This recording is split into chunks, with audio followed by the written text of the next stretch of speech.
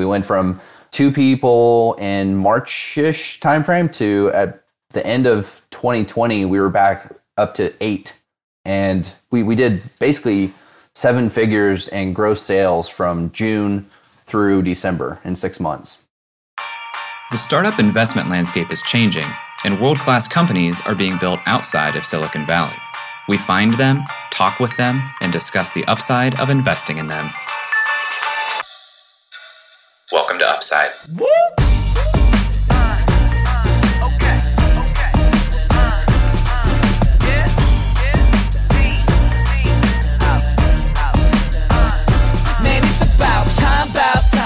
Hello, and welcome to the Upside Podcast, the first podcast finding upside outside of Silicon Valley.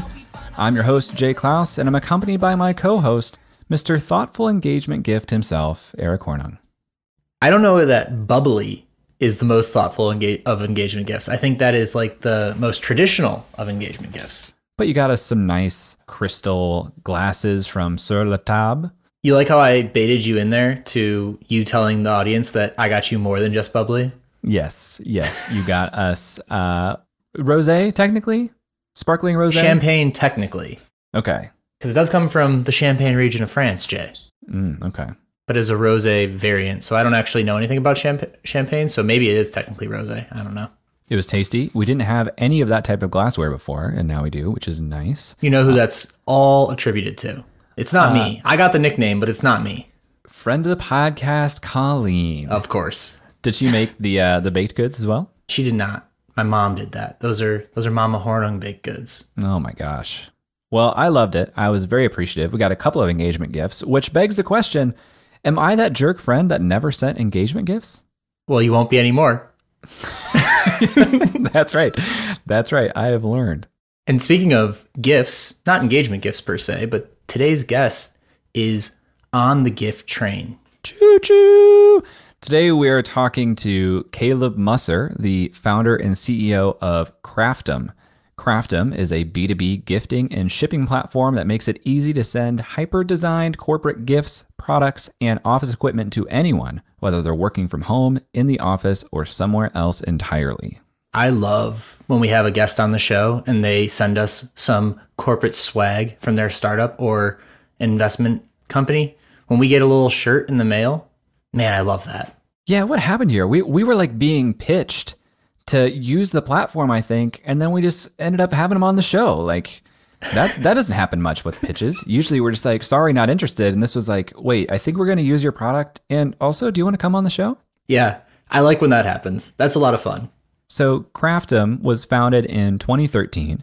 Caleb is based in Charlotte, North Carolina, which is not a region that we spent a lot of time in historically, Eric. We got to touch American Underground a bit, but we never really got to talk to any startup founders there. So excited to talk to Caleb and hear about his company, but also just what it's like in Charlotte. He's had an interesting collection of customers from Fortune 500 CEOs, NFL owners, and presidents of the United States, all from Charlotte, North Carolina. Eric, it sounds like Caleb is living quite the interesting life. He's definitely living an interesting life. And if he wanted to live that one interesting life he has the best way possible, he could check out our friends at Ethos Wealth Management. If you, dear listener, want to learn more about Ethos, you can check them out at upside.fm/ethos. Caleb, from what I can see, is bootstrapped to this point, which is another one of our favorite topics to discuss here on the show. So I'm sure we'll dig into that a little bit as well. If you have any thoughts on this episode, you can reach out to us on Twitter at UpsideFM, or if you have something a little longer, hello@upside.fm. And we'll get to that interview right after this. Hey listener, have you ever wanted to get a message in front of the Upside audience but weren't sure how to sponsor this show or weren't able to do a long-term sponsorship? Well, now you can just go to upside.fm/classifieds and let our audience know anything that's going on in your world, whether it's an event, an application, a special coupon or deal, or just letting them know who you are, what your company does. All you have to do is go to upside.fm/classifieds and you can place an ad on this show. That's upside.fm/classifieds.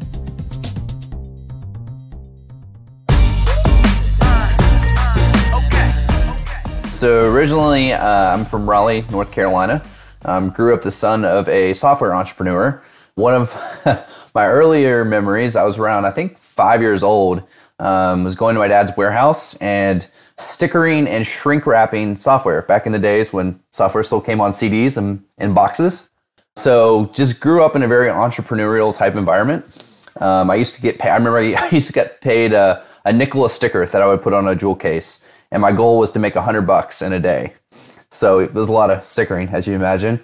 And yeah, so grew up in Raleigh, pretty competitive in sports in high school, but didn't really actually think about entrepreneurship as a career path. Went to UNCW for college, and then decided to move to the other big city in North Carolina after I graduated. So I moved to Charlotte in 2012.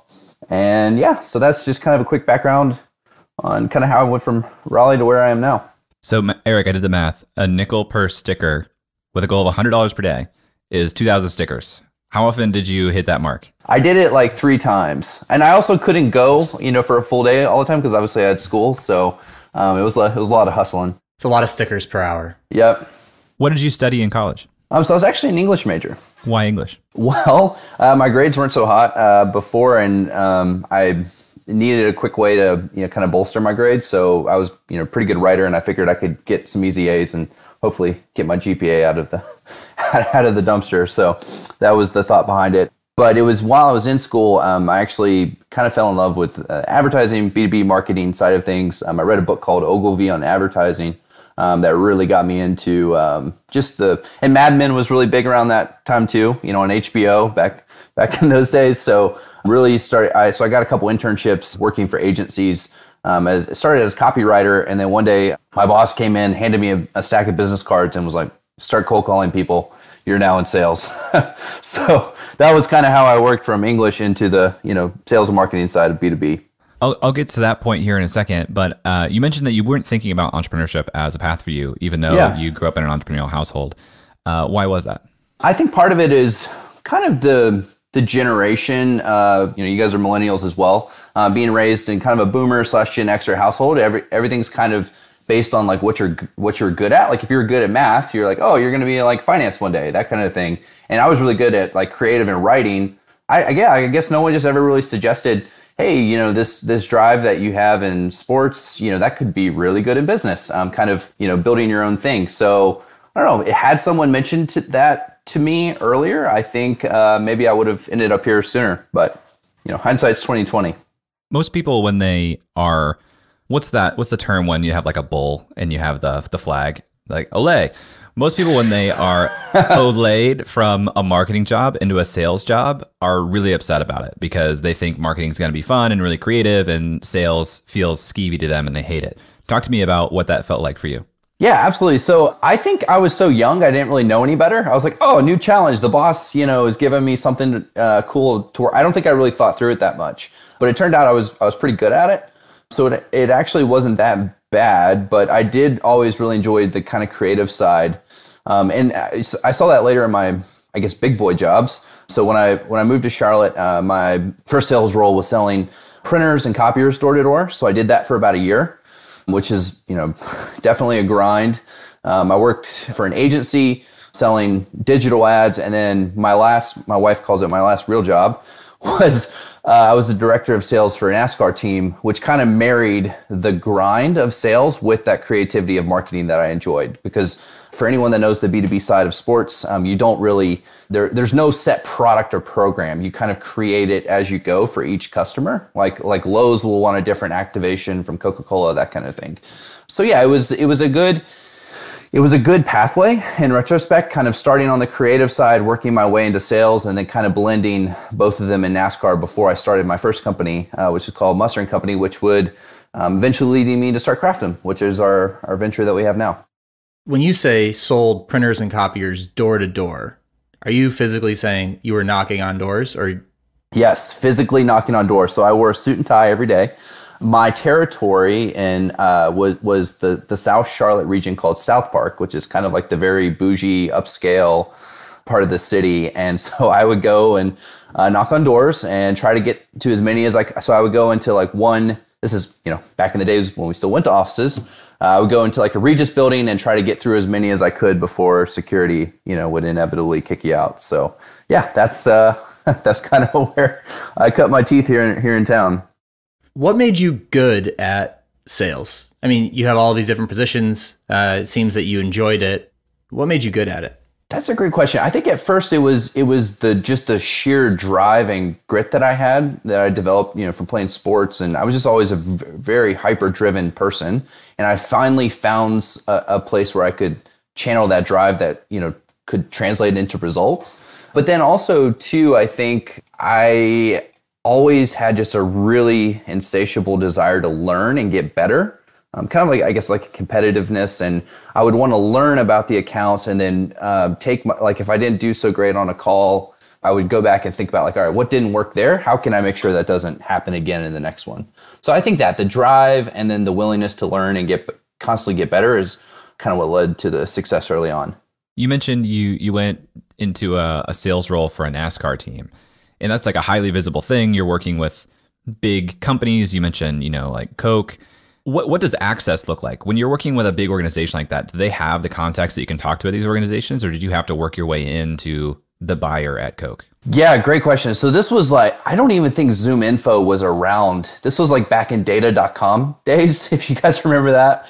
And Sales Navigator was not that developed either, LinkedIn Sales Navigator. So I'm trying to remember how I did my prospecting back then. It was a lot of calls. It was using kind of the sketchy data.com data. But no, there weren't a lot of existing relationships for me to build. So background, we were not like racing against like Jimmy Johnson, Jeff Gordon, like top 10 team. We were like running 37th when we didn't wreck type team. So our sponsors were not the Cokes. It was more like, Jimmy's Auto Parts in Florida. That's who we were trying to get, but it was still big money, like 6 figures a race, because it was Cup. So, I was 25 years old, basically the director of sales for this, Cup team. So we're competing against the Jeff Gordons and, the Stuart Haas and all the big guys. So it was definitely a grind. And it's one of those, kind of like the printer job. I sometimes told people it's like Navy SEAL or boot camp for sales and marketing. It's like one of the best, worst things I'd probably never do again, but I'm really glad I did in retrospect. Well, you mentioned that around 2013, you started Musser and Company. Why did you go out on your own, and what were you doing? Yeah, so and this actually ties into the NASCAR job. So when I was with the team, I started sending these gift boxes to executives to get them to talk with our team about a sponsorship, and then also to get them to attend a race. So that was a big selling tool for us. We would say, hey, come out to the track. We'll get you, get you in the garage with sponsors that you want to rub elbows with, that kind of thing. And I remember I sent a box to the CMO of a huge nutrition brand to ask for sponsorship for our driver. And about a week later, I got a call back from their director of advertising, and he said, hey, usually we don't take these calls because we've been called on by the Yankees, the Patriots, like everybody, and it just doesn't make sense for our business model. But this was so unique, we at least wanted to hear what you had to say. And that was kind of the spark when I realized this isn't just a gimmick that I can use, to, help Caleb make quota. I can actually turn this into a business and help other people do this. So that was at the end of 2014. So I left the team that December, incorporated the company, and in January of 2015, I was in business, basically, selling this gift box idea as a prospecting tool with Musser and Company. So you were selling a tool, or were you selling advice? Like, what was the actual product you were selling? Yeah, so I was actually making the boxes at the time. The race team was really kind. They actually let me continue building them out of the race shop. So an engineer had helped me figure out how to assemble the box. So I had like a table saw, and they were made out of wood. And I went to Lowe's, got a drill, some screws and hinges, and I was basically building them myself. So it was a tool. It was a tool with some activation, and I would say, hey, B2B sales team, send these to your top prospects, and put these things inside to get them to respond to you. So what types of things did you try in these boxes that worked, and what things didn't work? Did it matter what was in the box, or did it just matter that it was a personalized box? Yeah, great question. So at first, I thought it was my creativity of things that would go inside. Like, it would be like, I look, somebody up on LinkedIn, like, oh, it looks like you went to Clemson. I put something Clemson in the box. In retrospect, I think it was more just the 3-dimensional aspect, and nobody was really doing that. So I don't know if it was as much as my creativity and cleverness as I originally attributed it to.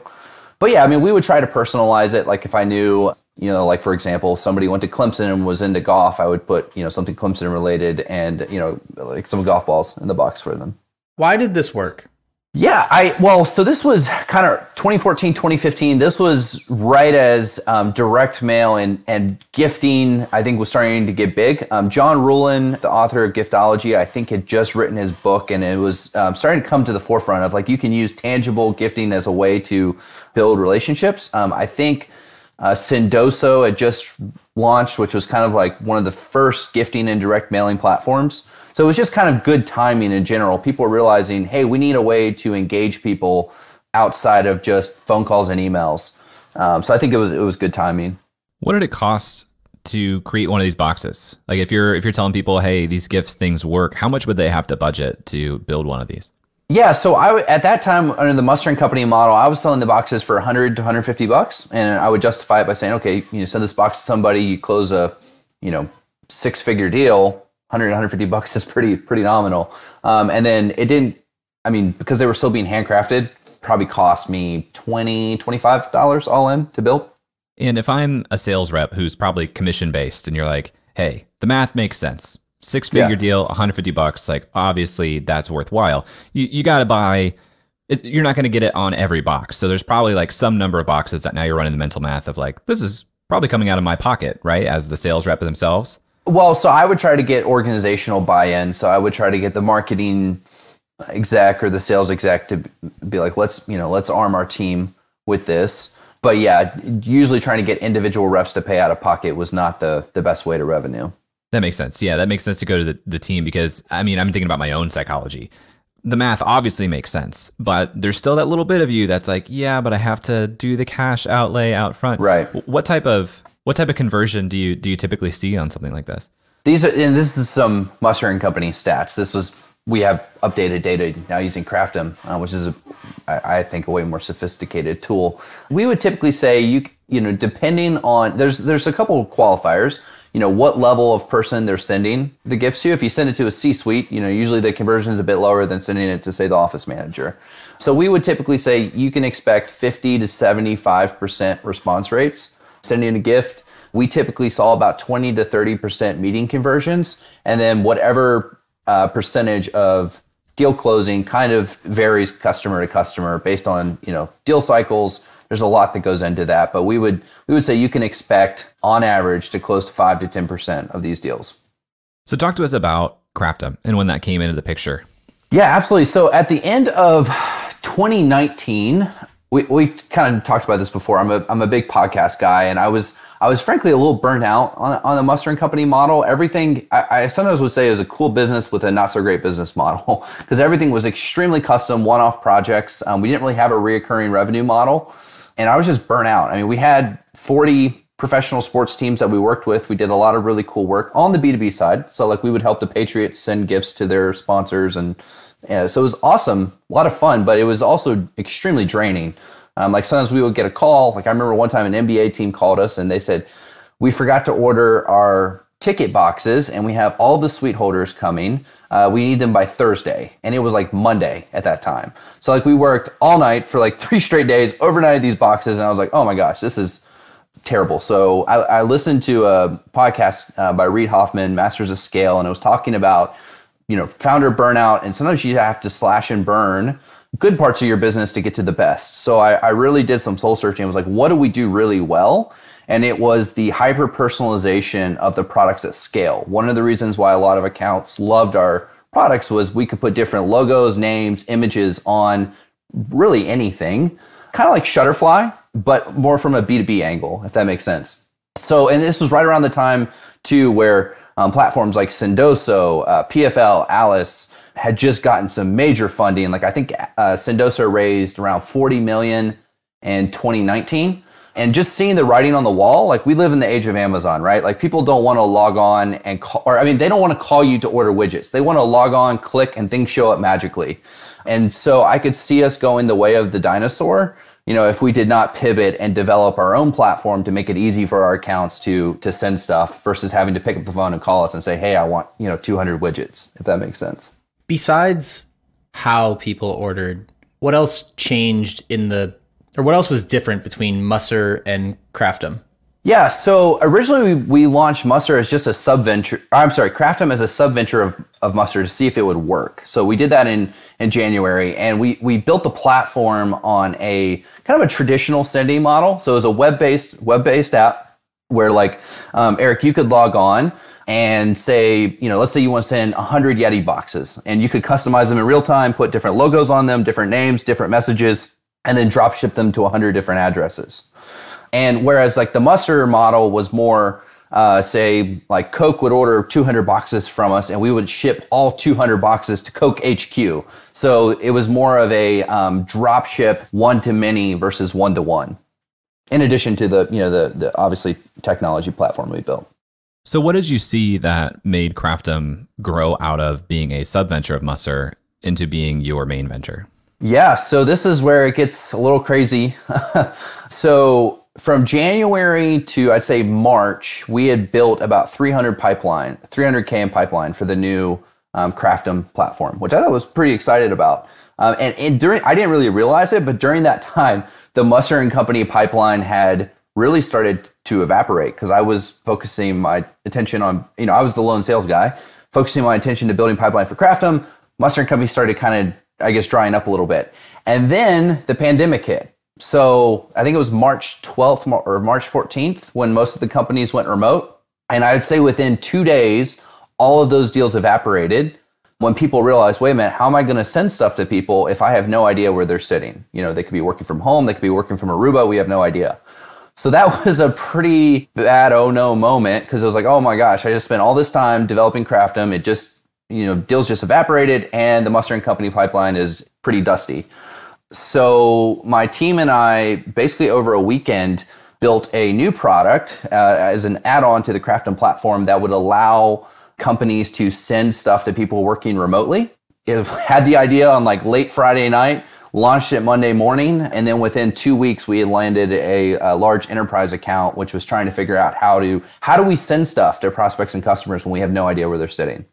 So it sounds like you're saying that you added on a technical component of this so that people could identify where their employees were. Maybe employees could tell you themselves where they were so that they could now send reliably to where they needed to.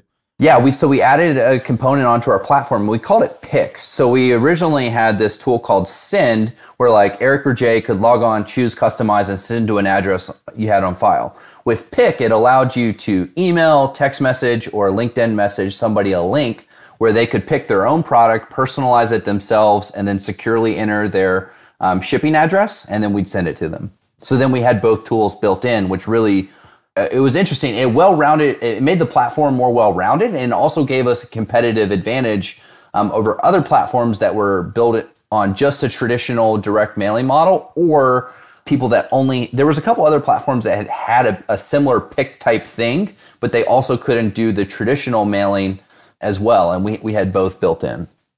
I want to go back to this idea of Craftum as a subventure.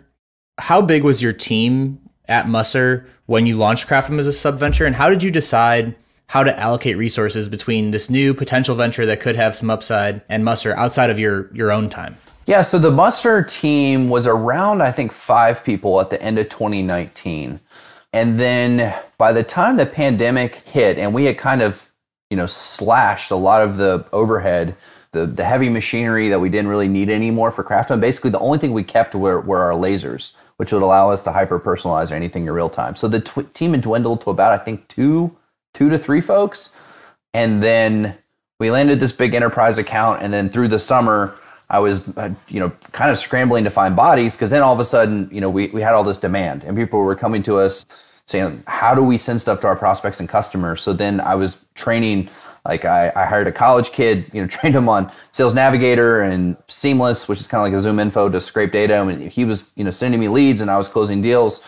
So then it was kind of this crazy swing, kind of, I guess like, your typical startup type thing. We went from 2 people in March-ish timeframe to at the end of 2020, we were back up to 8. And this is something, we did basically 7 figures in gross sales from June through December in 6 months. So it was pretty accelerated timeline. How did you think about or go about laying people off?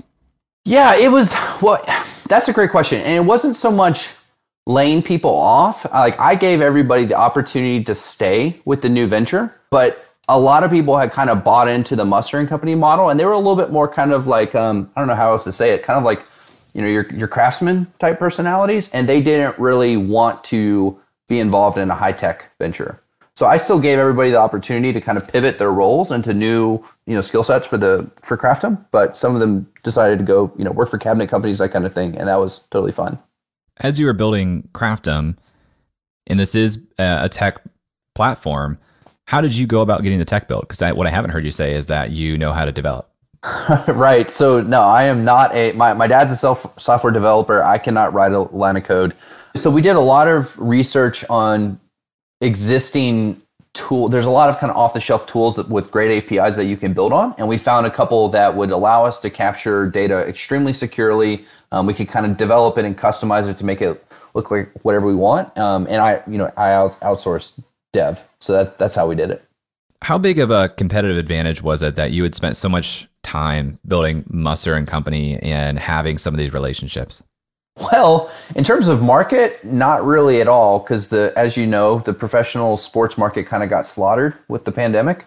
So most of that customer base kind of went away, just because they were obviously laying off all their sales teams, all that. So from that perspective, it wasn't that much of from just like having an existing customer base, that didn't really help that much. But I think just the grit and determination that we developed over those 5 years there was other times where cash was, tight. So I think, having your back up against the wall, whereas a lot of companies, I don't, sadly think we're able to pivot through the pandemic. You hear some of those, sad stories on LinkedIn.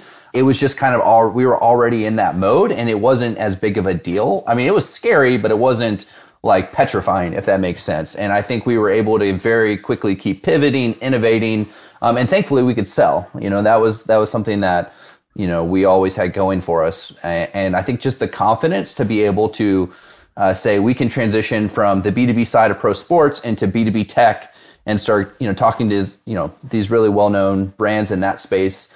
Similar model, but obviously very different markets. I think that was huge.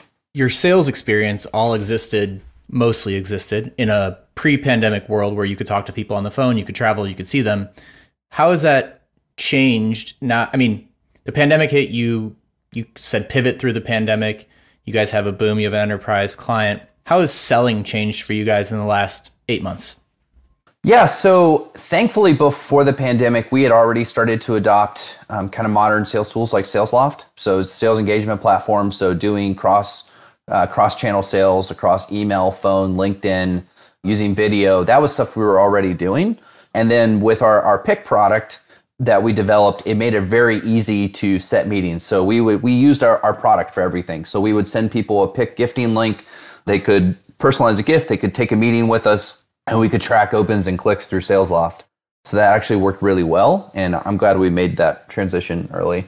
So the 6 months of hyper growth where you did 6 or 7 figures in sales through the end of 2020, how much of that was outbound on your part versus inbound because people are looking for a solution? 100% outbound. So it was training the college kids to use Sales Navigator, Seamless, and SalesLoft. They were driving me leads, and I was closing the business. So by the time it was August, we had landed some pretty good size, I'd say mid-market customers, kind of like MongoDBs, Proofpoint, Zscaler, accounts like that. And then we had a couple enterprise accounts as well, like Hitachi and NetApp. And those were all developed through cold outbound. What is the key to doing cold outbound well? Because that is so impressive to me. And that's going to help so many businesses if they know how to do cold outbound.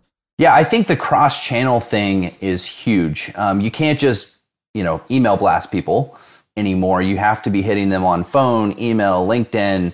We're even testing text right now. So there's, obviously tools like ZoomInfo and Seamless that'll let you pull cell phone numbers. So we're starting to test, sending people our gift link through text.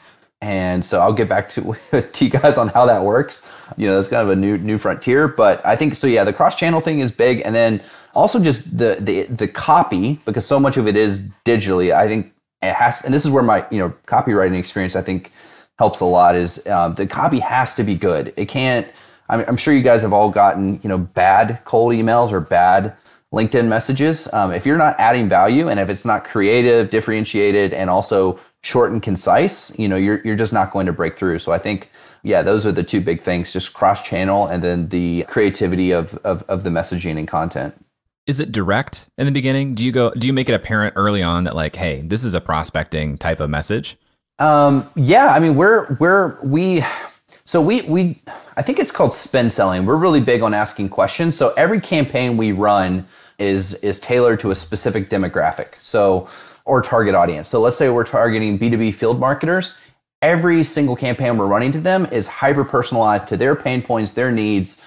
So we usually start off with a question like, hey, Mrs. Field Marketer, are you struggling to connect with remote decision makers and getting them to attend virtual events? And so we usually lead with a question and then kind of go into, by the way, Craftum's built this really cool gifting and shipping tool that can help you increase engagement with your decision makers. You mentioned with Musser, a lot of times it was, hey, we want to close an account, therefore we'll send a gift box. And then you said when the pandemic hit that, employers don't know where their employees are. So they don't know how to send to who. Anybody can be wherever. What are the various use cases for Craftum? Why are customers hiring you? Yeah, absolutely. So I'd say the majority of 2020, we were working with revenue teams. So marketing, sales, customer success, and they were hiring us to help them send cool, engaging packages to prospects and customers. Make it really simple. One of the things that was interesting was, and this was through our customers, is like our champions within marketing would say, hey, this would be a really cool. Our friends in HR are having the same problem. How do we send stuff to our 2,000 employees that are now working remotely? Could Craftum be used for HR?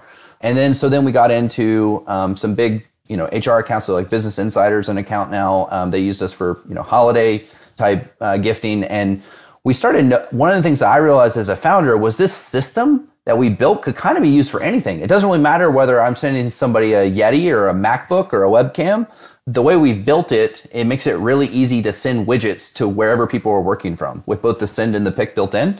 So now we are working across the entire organization, revenue teams, HR, as well as IT and ops, who their challenge is how do we send like laptops and stuff like that to people who are working remotely. There's some crazy stories we've heard of IT folks who the garage is full of laptops and they're driving to FedEx on the weekends and they're printing shipping labels. It's just a logistical nightmare. And so I think there's an experience element that we're solving for our customers, helping them send really cool stuff. And, everything's hyper personalized where like, if we send you a pair of AirPods, Eric, it's going to have your logo or your name on it. But then there's also the logistical side that's equally, if not more important. And I think that's why people are working with us. How does pricing compare between the two models? We talked about 100 to 150 per gift box at Musser. What's pricing look like for Craftum?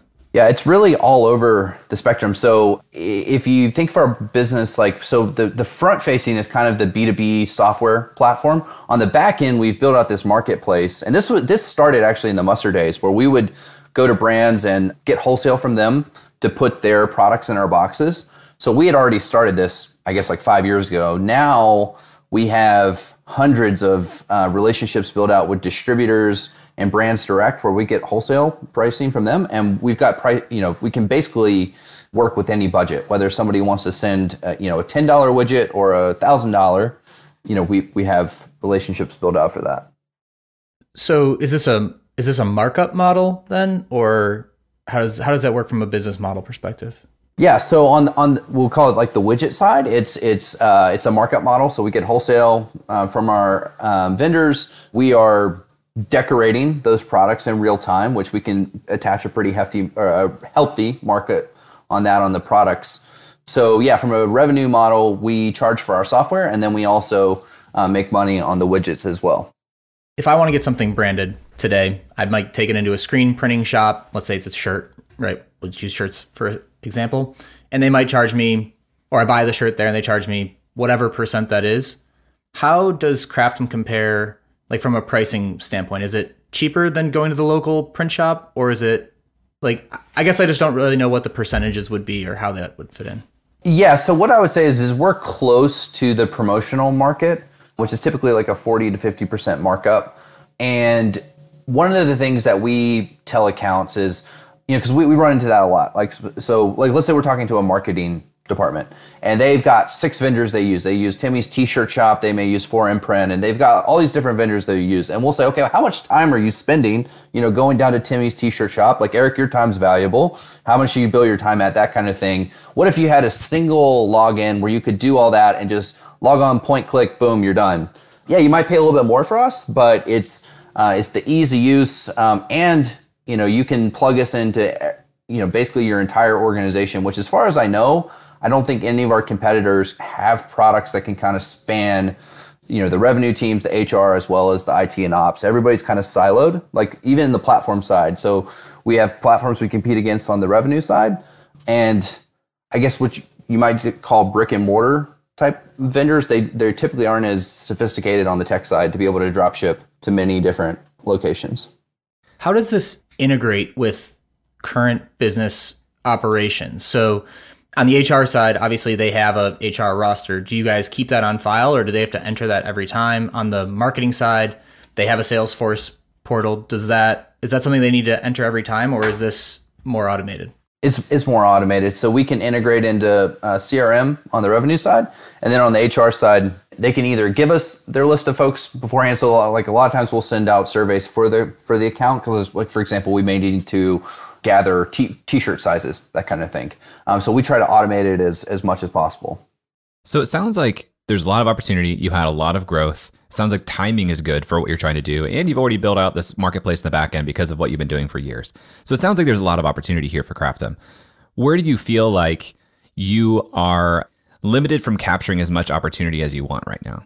We've gotten to the point now where we're not losing deals because we're getting beat. It's more so like sometimes we'll lose an account because we just don't have the manpower. We've done everything bootstrap, basically out of my pocket. So we haven't taken any F&F or seed money yet. And we're trying to build out our sales, CS, and marketing teams to kind of capture that demand. The operations side has been scaled pretty well. We could always have a bigger warehouse, that kind of thing. But that after 5 years of running a mustering company, I think that's the side that is built out really well. That it's interesting. It's like sometimes people will say, like, is Amazon a tech company or a logistics company? Same sort of question here. I think the logistics side, we've been doing it for a long time and we're really good at that. We're also really good at the sales side. We just need more bodies to handle demand. You mentioned that you've been completely bootstrapped to this point. Have you thought about just like a commercial loan? It seems like you have a lot of collateral. Does this fit into what's available for just like a loan? Yeah, that's a great question. So at first we were going to VCs and just pitching, and then we were getting a lot of interest, but we hadn't gotten any term sheets by the end of last year. So it made me go back and think, like, I wonder if I should go and ask them instead if they think this is a VC backable venture first. So I then started reaching back out to the VCs and said, maybe I got a little bit too far ahead of myself. What are your thoughts? Like, is this a VC backable venture, or do you think we could probably accomplish the same thing going the debt route? And I got some really good feedback. Like with most things, when you're not trying to sell people and you're just trying to get feedback, it goes a lot better. And they still came back and said, yeah, actually, we do think that this is a VC backable venture. You're just going to need to find a kind of a contrarian investor, because they have to be comfortable with enterprise SaaS, but they also have to be comfortable with logistics. And usually it's one or the other. Like when you're talking with investors, a lot of investors like, just straight SaaS plays, enterprise SaaS. Well, we've got a, logistics component with overhead. So yeah, we've looked at the debt side. It's still something we're considering, but for now we're still thinking probably, like a angel group or early stage VC is the way we're going to go. It's funny that venture capitalists who are supposed to be contrarians told you that you need to find someone contrarian to become an investor. Yeah, I know. Ironic, right? One last question from me. We've talked about your business model in general. We've talked about the customers. I'm curious how sticky this revenue is. So once you get in, what's the chances that someone reorders? What's the chances they come back? Yeah, that's the beauty of it is once we get the system embedded into their org, the spend on the widgets is reoccurring and it usually accelerates very quickly.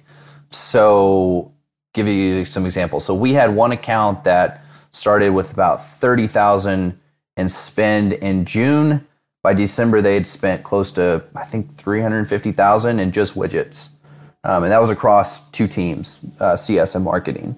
So yeah, it's very sticky. And once they get familiar with their platform, they start to use it. And then they also, will say, hey, person in HR, you should check this out. And then HR usually is working with the IT and it kind of steamrolls from there.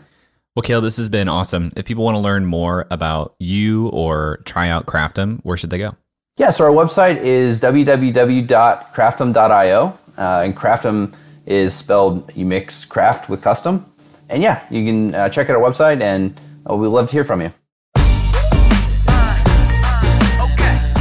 All right, Eric, we just spoke with Caleb Musser, the CEO of Craftum. Where do you want to start our debrief? Grit. I just want to start with grit. Selling copiers door to door feels like 1952. I didn't know people still did that. I had this mental image of him like hoisting the copiers down the street and like, you want to buy this thing? I mean, that would be exhausting. Yeah, I just got like Death of the Salesman, Willy Loman vibes. That's the main character in that book, right? I don't know. You're an English guy. He's an English major. We should have asked. Never learned how to read.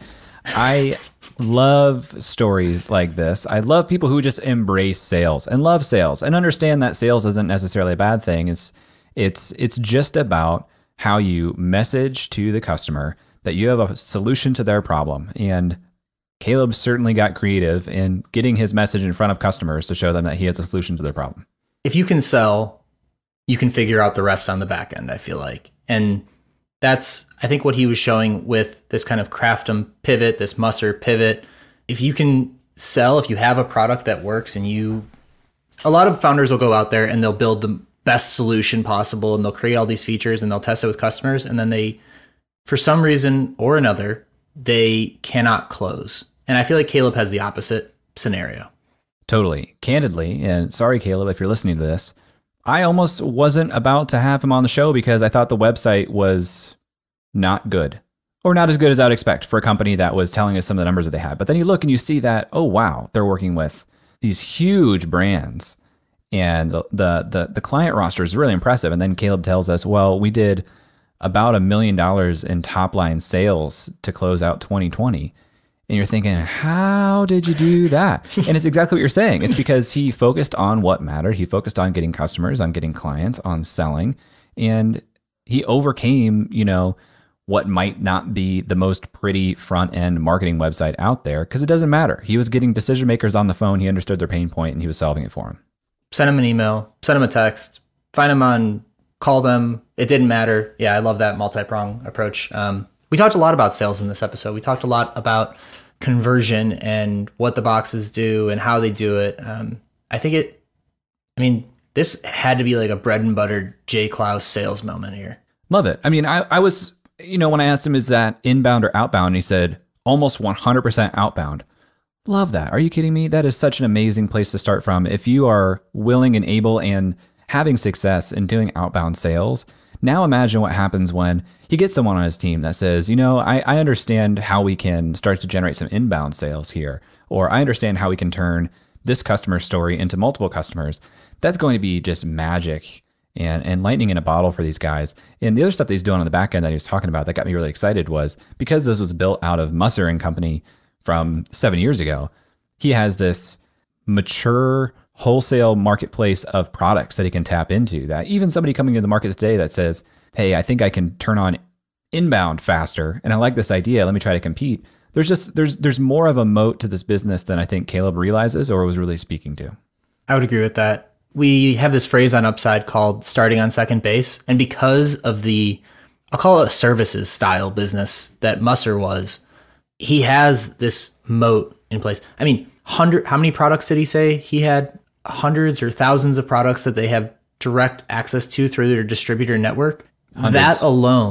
That alone would be a full year project for a new startup venture. You'd have to hire an outreach team that goes out, establishes the partnerships, pitches each of the partners, gets their correct terms, gets it on the website, uploads everything that way. So there's definitely a start on second base component here.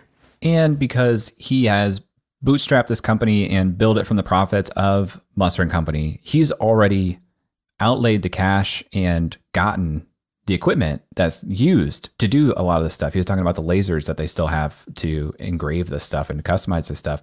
That's a significant capital expense that someone would have to come in and make also. And to have that already in the business, to be bootstrapped at this point, to be profitable at this point with pretty high profit margins, he's just in a good spot. I just love businesses like that. The business itself exists in a weird kind of place. Like, it's not subscription software. It's not software as a service. I mean, maybe you can make the case it's like logistics as a service. It doesn't have the same recurring revenue, but it has recurring revenue because once your organization's on it, then people are more likely to order their gifts every year. But it's not like an annual or a monthly fee. So the business model isn't super simple to understand in terms of all these new venture models that are out there. The industry itself, is it tech? Is it a marketplace? Is it logistics? Is it corporate gifts? Isn't super clear cut either. It kind of exists in one of these intersections. Yeah. How do you think about that? Do you think that is there anything about it that's actually scary to you from a business perspective? Or do you think it's only potentially frightening to an investor who is looking for something very specific and this doesn't quite fit their mold? I think if you're a professional investor and your job is to pattern match, this becomes harder for you because this doesn't fit a perfect pattern of anything else. But if you're looking at this independently and you think, hey, this company is doing 50%, he said something like 40 to 50% gross margins. That's, for an e-commerce business, that's great. For a software as a service business, that's low. It's kind of playing in the middle, but they don't have any assets. So it looks much more like a drop shipping style model than it does a traditional e-commerce warehouse business. So it has a lot of the competitive advantages that you would want from an asset light business with a lot of the volume benefits of an e-commerce business. Something that stood out to me as a positive was that because Caleb is so in touch with his customers and the problems that they have, when they started just talking about, hey, it's actually just hard for our IT companies to even get equipment out to our team. Like, we have people with full garages full of laptops and they're going to FedEx on the weekends. And he says, oh, our solution actually solves that. So to me, that's phenomenal awareness of a problem that he can solve with the existing business model. But someone else might look at that and say, well, that's a distraction from the core business. How do you think about that? Seems like a distraction to me from Craftum. Doesn't seem like it needs to be, if it really is a one-to-one solve where you don't need to do any new technology, license it to a new company and let them have their own brand and focus on that and make it a preferred partner. But my initial thought is you're now serving two different customers and you have different entry points, and it's not as clear cut as we help get gifts to either your employees or prospective clients. I can see how marketing and HR can talk to each other, but I think it's a different pitch on the other side because you're going from, maybe not. Maybe I'm wrong here, but my first instinct says distraction. Yeah, I could see it either way because two different use cases, but if you're going at it from the standpoint of it's the same customer, the same organization, then it kind of just seems like you're unlocking new revenue if someone else is doing the explanation for you by saying, hey, we're working with these guys over here in marketing. HR, I think you should work with them too because they can solve your problem. Or IT, I think you should work with them too because they can solve your problem. But I do also see your point about, well, why not just license this as a new co and have kind of like shared resources, but now you can staff up that new co and go to this very specific pain point. That seems like an opportunity too. But as a whole, as a potential investor, I think that could be exciting to say there's multiple problems we can solve with the same technology here. I think that all comes back to what you just discussed, which is expansion revenue, but also customer integration. I mean, the fact that they can integrate into the CRM, they can integrate into HR if they need to. I think we only talked about that for about one sentence in that interview, but that is a huge thing. When we talked to ScriptDrop way back in episode 4 of Upside, we talked about this concept of in workflow. And if this solution is in workflow, that's incredible. Just to put that in context, my fiance, friend of the podcast, Colleen, works for a large CPG company. I don't know how many employees they have, has to be over 250,000. But when they all went remote, all of the office workers for the first 3 months got a little gift bag from her company and just sent in a box once a month to the house that had a bunch of their products in it. And I know that they had to either have hired someone or someone internally sat there and went through the corporate store and pulled all of this stuff and put it in boxes and sent it out. Think about how much time that takes, even if there's only 10,000 people you send that to. It's like Chipotle, when instead of having one person manage the ordering of a bunch of people's food, it's like, hey, submit your order here. It's a fantastic experience that makes the whole thing smoother, and everybody else feels like they have more control over their thing and they're going to actually get what they wanted. So what shadows do you have here?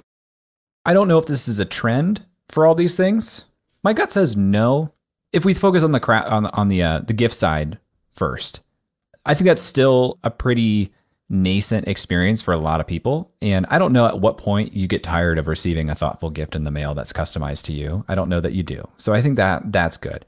On the logistics and just shipping side, it feels like you could get some entrants into that market that take that away potentially. We talked a little bit about Amazon, but are there other logistics types companies or even drop shipping companies that say we want in on that, and they start to pinch the margins on some of this? Those are the shadows to me, but what stood out to you? I don't see a Amazon or a large competitor kind of niching down. It could happen. But I think that just generally in venture, that seems to be a fear that everybody has that almost never comes to fruition.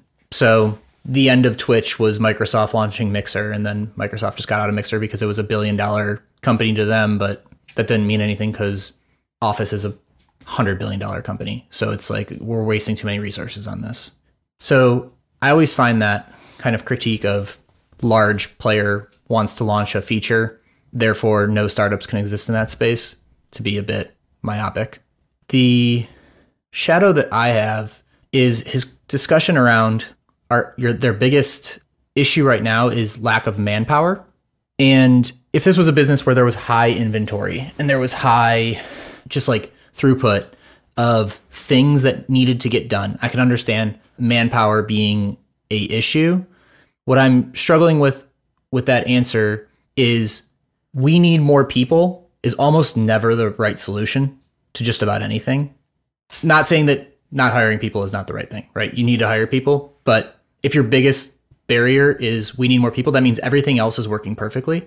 So that's just a shadow to me that maybe there's some creative solutions that could be had to reduce the need for more manpower, or maybe they're not being honest with themselves that there are some things that aren't working perfectly. What do you think about this as a venture backable business or not? I think if I was in Caleb's shoes, I would continue to demonstrate the growth he's been showing, then think about venture. I think that a lot of it comes down to, is this venture? So answering your question directly, is this venture backable? Yes. I do think you can create $1 billion company out of this.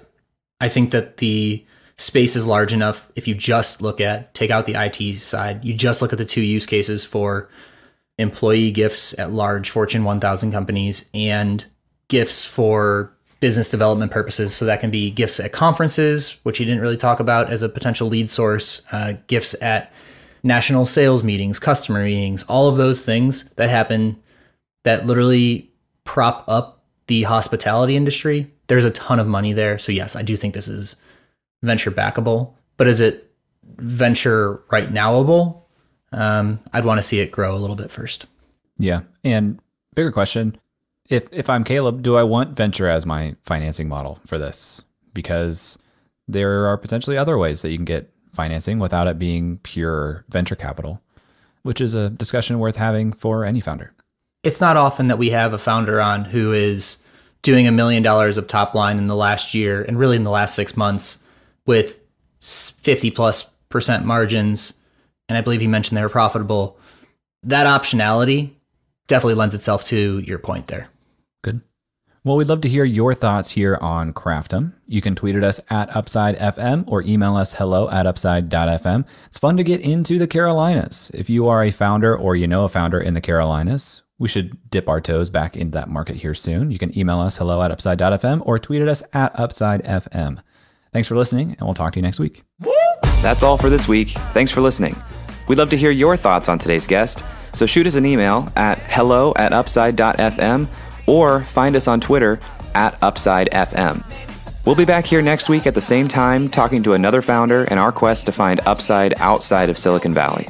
If you or someone you know would make a good guest for our show, please email us or find us on Twitter and let us know. And if you love our show, please leave us a review on iTunes. That goes a long way in helping us spread the word and continue to help bring high-quality guests to the show. Eric and I decided there were a couple things we wanted to share with you at the end of the podcast, and so here we go. Eric Hornung and Jay Klaus are the founding parties of the Upside podcast. At the time of this recording, we do not own equity or other financial interest in the companies which appear on this show. All opinions expressed by podcast participants are solely their own opinion and do not reflect the opinions of Duff & Phelps LLC and its affiliates, Unreal Collective LLC and its affiliates, or any entity which employ us. This podcast is for informational purposes only and should not be relied upon as a basis for investment decisions. We have not considered your specific financial situation nor provided any investment advice on this show. Thanks for listening, and we'll talk to you next week. Never mind, bro, that can't be matched. I'm lighting it on fire, used to run victory laps, and still I'm not even tired. It's all about the timing, yeah, that's what they say. Well, I'ma keep on rhyming, find a way.